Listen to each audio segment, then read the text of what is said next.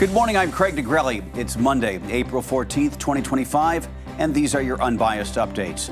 More tariff talk to begin the new work week. This time, President Trump says he is taking a look at semiconductors and the whole electronic supply chain. We have the president's remarks and what his Commerce Secretary said about where a lot of those products are made. And arrested. Police in Harrisburg, Pennsylvania now have a suspected firebug in custody. The man now charged with hopping a fence, breaking into the governor's residence, and setting fire to the home while the governor and his family slept. From the Straight Arrow News Studio, bringing the stories that matter to you from across the United States and around the world, these are today's Unbiased Updates. This morning, questions surround when President Trump's next round of tariffs will go into effect. After he posted on his Truth Social platform, his administration is looking into slapping tariffs on semiconductors and the whole electronic supply chain, raising concerns over how that would impact the prices of such items as smartphones and tablets. Well, that's going to be announced very soon, and we'll be discussing it. But we'll also talk to companies. You have to show a certain flexibility. Nobody should be so rigid. You have to have a certain flexibility. And we're doing really well, and financially our country is going to be stronger than it's ever been. So some products there's flexibility for some products? For some products, yeah, maybe. Can you say what kinds? No, I'll be announcing it in the not too distant future, but it's going to be separately announced. President Trump's announcement comes after his administration issued a tariff exemption for key electronics, including iPhones and laptops, on Friday. But on Sunday, he said in his Truth Social post, tech-specific tariffs are still coming, and no one is getting off the hook for unfair trade balances with the U.S., especially China. The president reiterated, quote, "We need to make products in the United States." His Commerce Secretary, Howard Lutnick, also told ABC News on Sunday that Friday's decision to exempt certain electronic devices is temporary. So all those products are going to come under semiconductors, and they're going to have a special focused type of tariff to make sure that those products get reshored. We need to have semiconductors, we need to have chips, and we need to have flat panels. We need to have these things made in America. We can't be reliant on Southeast Asia for all of the things that operate for us. President Trump and Lutnick also both said this past weekend tariffs on pharmaceuticals are in the works, with the goal of manufacturing more prescription drugs within the United States. The United States deported another 10 alleged gang members to El Salvador on Sunday. They were all flown to El Salvador's notorious terrorism confinement center. As of now, the Trump administration has sent roughly 260 deportees to the prison, more than 100 under the Alien Enemies Act, an 18th century wartime law the administration has used to target alleged members of Venezuela's violent Tren de Aragua gang. The Supreme Court has ordered the United States government to facilitate the return of one man, Kilmar Abrego Garcia, to America after the Trump administration admitted he was mistakenly deported. His family denies government claims that he has ties to the gang MS-13 in El Salvador. On Saturday, the State Department said Abrego Garcia is, quote, alive and secure, but still not on American soil. The State Department also has not yet said what steps it has taken to bring Abrego Garcia home. This all comes as El Salvador President Nayib Bukele is in Washington to meet with President Trump at the White House later today. In Pennsylvania, investigators arrested a man after police say he set fire to the governor's mansion in Harrisburg as Governor Josh Shapiro and his family slept early Sunday morning.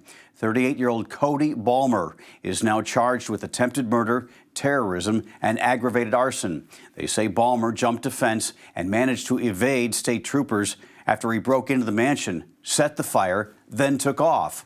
Police booked him after he turned himself in on Sunday afternoon. First, this type of violence is not okay.